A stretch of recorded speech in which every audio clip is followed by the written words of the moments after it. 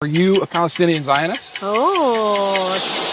So a Palestinian and a Jew walk into a park. What can go wrong? Or better yet, what can go right? Let's find out.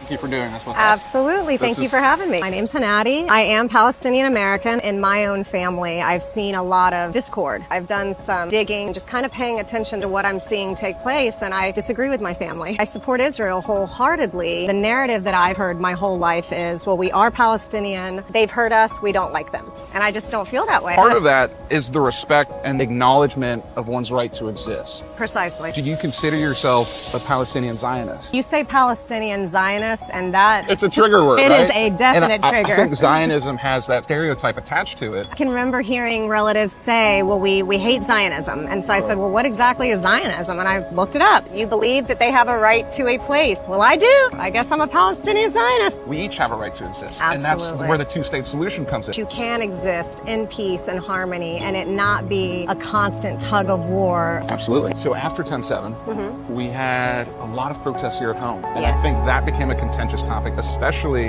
Yeah. when we think about the encampments on college campuses.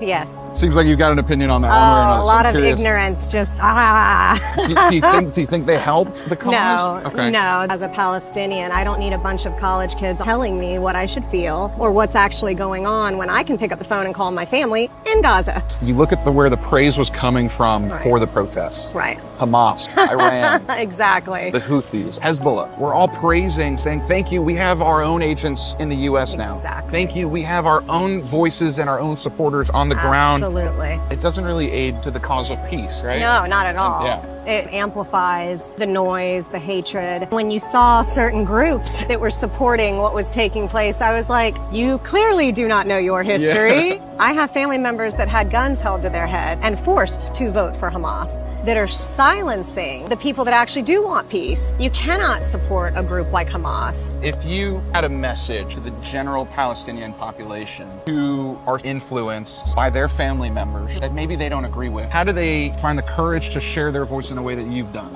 You don't have to believe everything you've been told, and even if you do, play devil's advocate with it. My family has said at one point, you've sold out. I'm just doing what I believe to be true, and I know that they are too. But one thing I always ask people is, if you're doing what you believe to be true, and it's not producing anything beautiful, anything good, what are you lending your time to? Right. The conversation started really looking for a new friend for Israel, right? Yes. And I didn't find just a friend of Israel. I found a Palestinian Yeah. friend of Israel. And that's super exciting, which give me a hug, by the way, because that is super awesome.